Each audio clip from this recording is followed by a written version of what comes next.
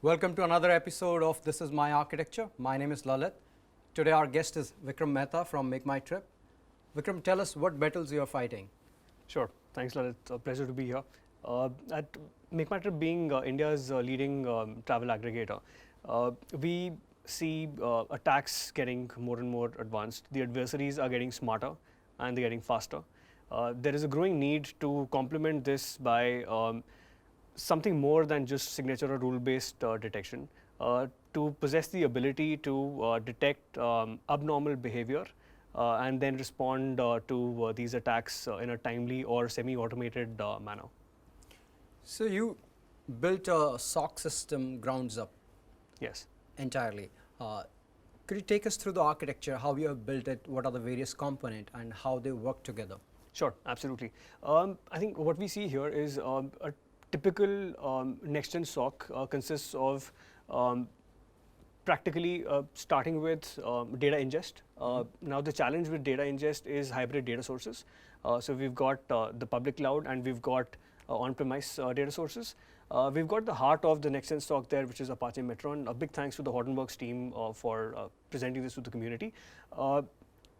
Post that, we have a security data lake, which houses telemetry events over a large period of time. We've got a security orchestration and response platform on the right-hand side, which primarily deals with incident response and automation. Okay.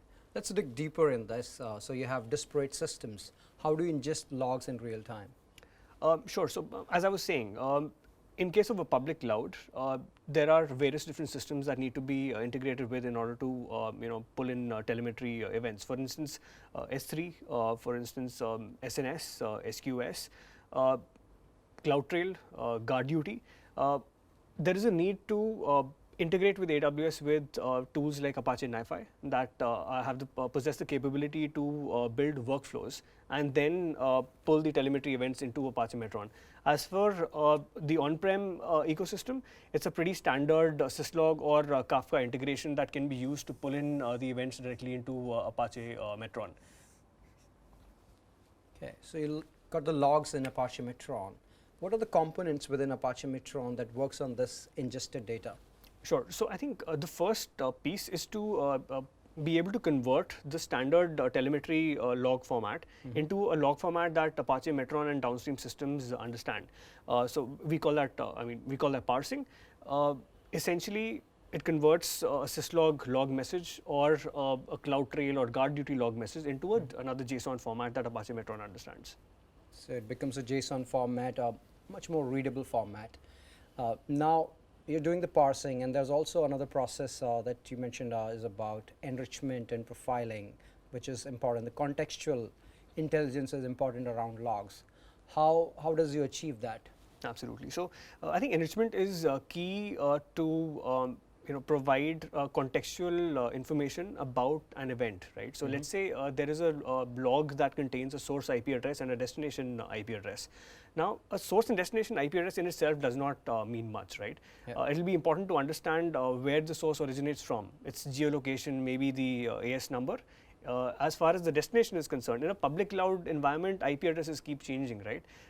It might be important to understand what that server actually is. Is it a flight server? Is it a hotel server? Is it a payment server? So this entire contextual intelligence is fed into the Apache Metron system, which then tags the incoming telemetry data with this contextual intelligence. So we got real-time events in Apache Metron. We got the visibility. Now we also have security data lake. Yes. How does these two integrate, and how critical is to build a security data lake? Sure. I think in any SOC environment, it's key to store and index telemetry data for a large period of time. That could run into months, it could run into years. At the scale that we operate at, it becomes extremely important to maintain a horizontally scalable environment, which can be trusted to house such large amounts of information. We were initially leveraging Apache Metron's backbone, which is HDFS, to store and index these events. We migrated from the on-prem HDFS setup onto the serverless security data lake, as you can see here. So the persistent data in Apache Metron from HDFS is picked up by an EMR job, which transforms the persistent data in HDFS into S3. From S3, we leverage Athena to build SQL queries and analytics, and for various purposes such as log mining, analytics, forensics, and so on. So there is an insight from the data which is residing in S3 for a longer period of time. Absolutely. Maybe for months. Yours. And then you feed it back to maybe Apache Metron to enrich it further. Absolutely, I think that's a very important aspect here. So the stream processing layer has the capability to create profiles for only a limited period of time, right? As infrastructure would allow. The security data lake gives us the flexibility to generate models or profiles over months long of telemetry information, which essentially is a lot more accurate as opposed to, let's say, a few minutes of profile information. So that's a feedback loop that goes from the security data lake back into Apache Metron. So now at this point of time, since you identify an incident, now how does your users, your analyst take action or system take action on these events or incidents? Sure. So I think as important as it is to detect an incident, it's important to respond to that incident as soon as possible, and in many ways, and in as many ways possible in an automated or semi-automated manner.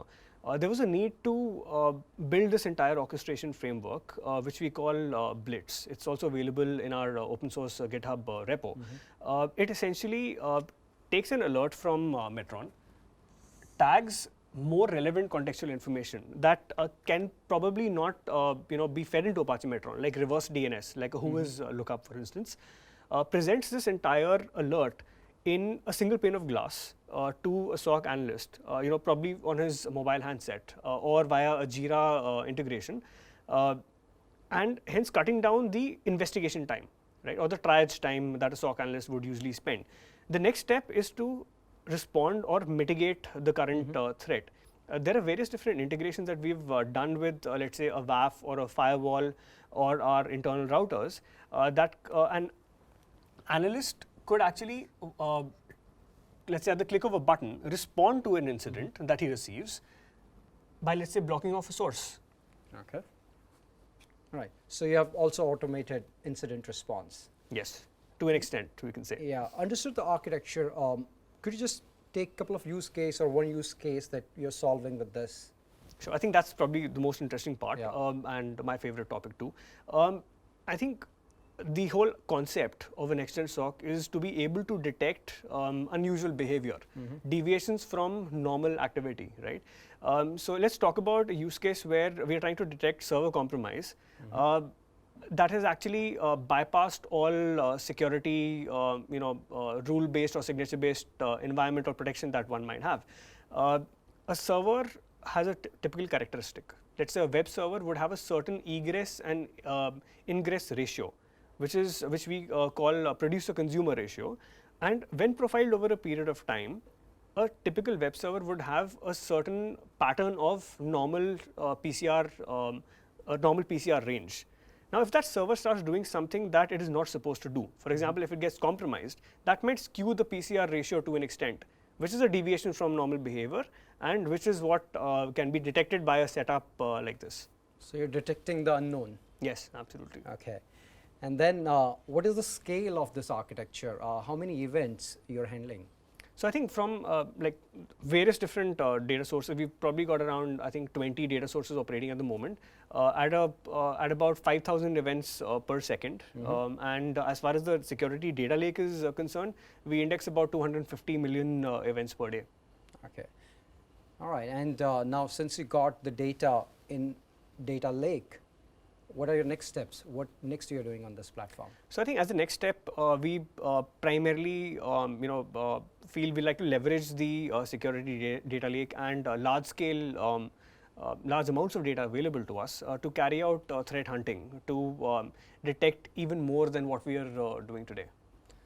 Thanks, Vikram. Thanks for the insight. Pleasure is all mine. Thank you for watching. This is my architecture.